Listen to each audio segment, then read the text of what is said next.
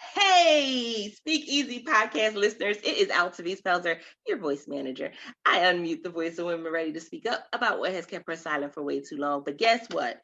Oh, it's about to go down. I know you saw the title, Igniting Courage. And for some of you, it may be reigniting your courage. Because guess what? We done been through the slums this year. We done had a runaway beefalo. We done had killer hornets, a pandemic. I mean, the reality is we don't know what's coming next. But here's the thing, that does not give you the excuse to drag your feet. So being courageous enough to say, I can, I will, that takes a lot. And so I'm excited about my guest for today because we're going to help you to ignite or reignite that courage so that way you are able to go ahead and make sure you finish this year strong and start the next year even stronger. With that being said, I'm saying, hey, Anne. Hello, it's so good to be here.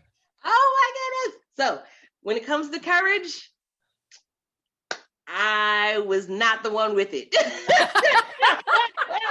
I was the one without it. I am an introvert, and so I was the one behind the scenes. But what I want to do is I want to have you go ahead, introduce yourself to the Speak Easy audience, and then we're going to dive into today's topic. Yeah, sure. My name's Anne Bonney. I am a motivational speaker and leadership trainer. I help people deal with change, whether it's in their personal life or their organization, because change is hard and it takes courage. So that is my tagline is igniting courage. That's it right there. Because guess what? Like I said, people look at me and the funniest thing they always say is, you don't look like an introvert. Well, when you said that, I'm like, nuh-uh. They're like, you don't look like an introvert. You don't act like an introvert. And I'm like, no. This to practice, guys. And so let's go back to the beginning. For those who are saying, you know what? I've lost my courage. I've lost my nerve. I'm still dragging my feet from 1998. What's the first thing that I need to do in order for me to tap into that courage? Well, the first piece is you got to know why you're doing it. Because to do anything of meaning is a little uncomfortable. And so it's really easy to stand on the edge of the pool before jumping in, like dipping your toe going, I don't think so, and it's easy to stand there for, what did you say, 22 years? It was 98 that we started this thing. And like, not jump in. So the first thing you need to know is, why are you doing it? Why do you want to do this? Is it going back to school? Is it starting a business? Is it quitting a job you hate? Is it leaving a relationship? Is it starting a relationship? What is it? And why do you want to do it? What benefits are you going to get when you take this on? Because that why is going to help you to jump into the uncomfortable stuff and really move forward. Woo! And that, you said something right there. Jump into the uncomfortable stuff. Mm-hmm. Let's be honest. Okay, Speak Easy podcast listeners. Now, y'all know I don't hold anything back from y'all. I jump into the uncomfortable at least a couple times a week. I do. I jump in. It's not uncomfortable clothes or uncomfortable shoes. Because that would be easier. That would be easier to jump into those uncomfortables. But I jump into the uncomfortable because I know and see where it can take me. I see the potential in it. Mm-hmm. And so for you, Anne, what has been one of those uncomfortable things that you've had to jump into? Well, starting my business 5 years ago, I left my nice big fat corporate job in New York City to become a motivational speaker. I didn't know anything about motivational speaking. I didn't know what I was doing. I know I can get up on stage and like make sense, but that was all I had. And it wasn't, and the leap itself wasn't the hard part. And I kind of burned the ships. I like moved in with my parents and got rid of my apartment in New York and like I took the leap and burned the ships. They'd say Vikings did that. Where it's like, you're either going to get the village or you're going to die because you ain't got no retreat. So I essentially burned my ships. But the scary part came about 4 months later when things weren't going as well as I thought. And there was a longer learning curve. And, there was always that option to go get a job. And sticking with it and saying, no, this feels so right. When I get on that stage, I'm in the right place. This message is right. It's authentic to me. I got to stick with this even when I run out of money, even though I'm 42 years old and living with my parents. I'm not anymore, for the record. But it's, that was a time where I had to several times say, no, this is really uncomfortable. This is not where I thought I'd be at 43, 44 years old. But this is right. And so I kept walking with it, and it's worked out really well. I'm now, it's 5 years in, and it's working out even in a pandemic. That part, creating that foundation. I think we often try to find the easiest way to do it. And sometimes we can't do it the easiest way. We have to do it the most efficient way, the way that's going to give us the most return, the most bang for our buck. I know for me, one of those big leaps was networking. And so the reason why you guys hear me and I'm so bubbly and I'm always bubbly, but if you would have met me 5 years ago at a networking event, you wouldn't have met me. I was quiet. I hated people handing me business cards. They made me cringe, made me itch. And then as an introvert, I was the one at the back of the room because that's the easy exit. That's the easy exit out. And I would literally spend money to go to networking events, and I would just sit there. Yeah. And I just, rule of thumb, don't do that. Yeah, right. I find that the best way to deal with because I hate them too. I'm always just like, I don't like small talk. I don't want, but I go in with a goal. I go in saying, I'm going to meet 4 people in this industry, or I'm going to, meet 6 people and talk about this, or get this question answered 4 times. I go in with a very, very specific goal, not only so I'm on a mission when I get there, but that I can leave as soon as I'm done with my mission. Like I can escape, but I still know I did something in the room. So that's always my recommendation to ignite my courage when I walk into a room full of strangers.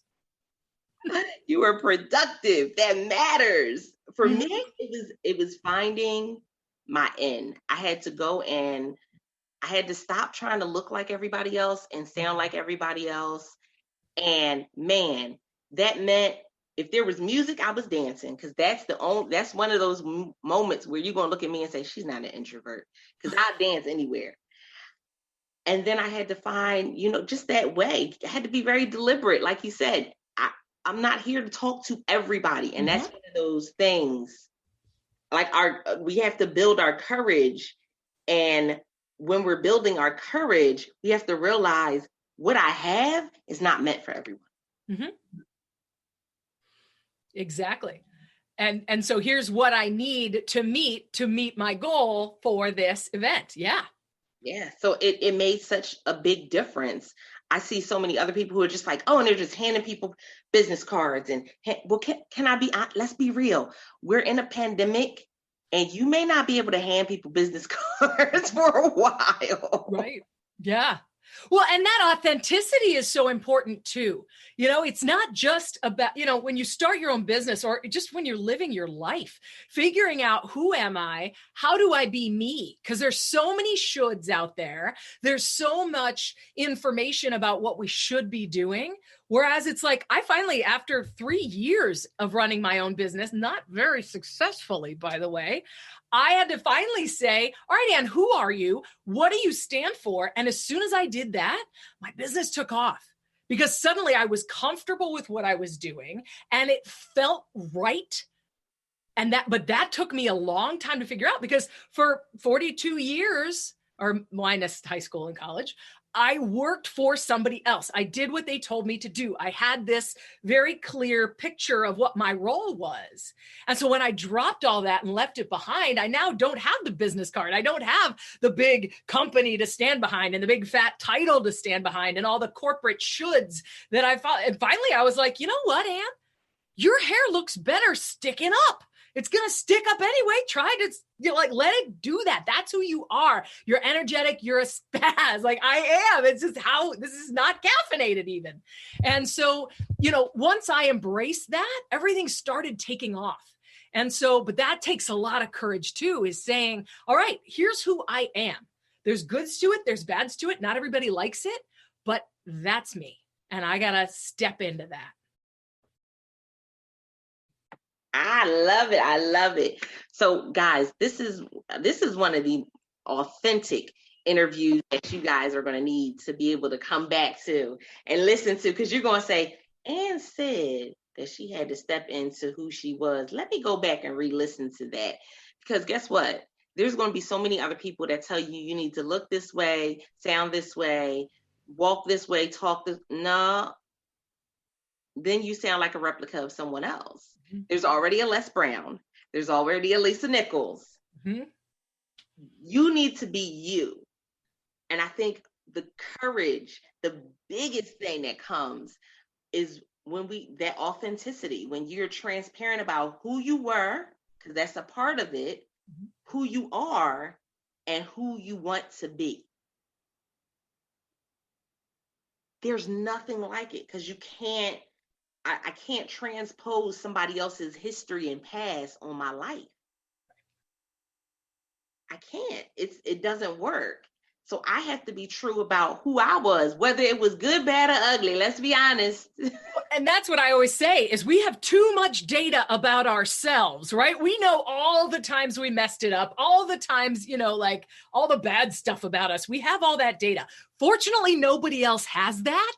And they're so busy worrying about their own stuff that they're not as worried about. I think it was Eleanor Roosevelt that said, we stop worrying about what other people think about us when we realize that they don't. Or how much I just completely butchered that quote, but nobody else has it figured out either, which I find incredible comfort in. Like, we're all a disaster. So when I feel like I'm like on the edge and I'm not sure whether what I'm about to do is going to work, I say to myself, you know what? Do it. Done is better than perfect. You've got the right intentions. It feels right. It fits with what you're doing. Go. Even though somebody said, oh, that's not really the way you want to do it. It's like, I got to be me, That's it, 100%. I can't be anybody else. I've had somebody tell me that I needed to put on a waist trainer when I got off stage. I've had people tell me all types of things, and I'm just like, wow, you were paying that much attention to my waist? That's beautiful. Listen, people are not all going to like what you're doing, what you're saying, but there's somebody that will. And I want you to speak to that. I know in this journey, we have our stumbling blocks. We have our moments where we trip up, we flip up, we go tumbling down the steps of life. But what has been that one moment where you look back and you're like, it was for that? I did all of this work. I went ahead and I embarrassed myself. I failed sometimes, but it was for that person or that moment. You know what? I can honestly say this pandemic, as I zeroed in about 2 years ago on change as my topic, I've lived on 4 different continents. I've moved 24 times. I've been to 13 different schools. I've had 6 distinct careers. Like, change is kind of my comfort zone. When things stay the same for too long, I start getting itchy but when I landed on that, and I've refined it over the last 2 years, and suddenly when everything started to change, and literally everybody, if you're on Earth, you're dealing with a ton of change right now. Suddenly I realized, wow, I've got a powerful message that normalizes the fear and the discomfort and says, you know what, if you don't like this, that's okay. Like, it stinks sometimes and it's hard and we don't know what's going to happen and we like it the other way, but here we are. And suddenly my message, I've done 85 virtual presentations since March. And it's become so relevant to people, and people are coming up to me saying, not coming up to me literally, but, coming up to me virtually saying, this is exactly what I needed. Thank you so much. Giving people these tips. And I published my book on change last November. Who knew 3 months before it's just all kind of fallen into the place in the last 6 months, which I hate to celebrate this thing that we're all going through, but I'm glad that I'm able to provide a little bit of that comfort. And I want y'all to make sure that y'all listened in on that part. Like, go back, replay it, because that was so valuable, guys.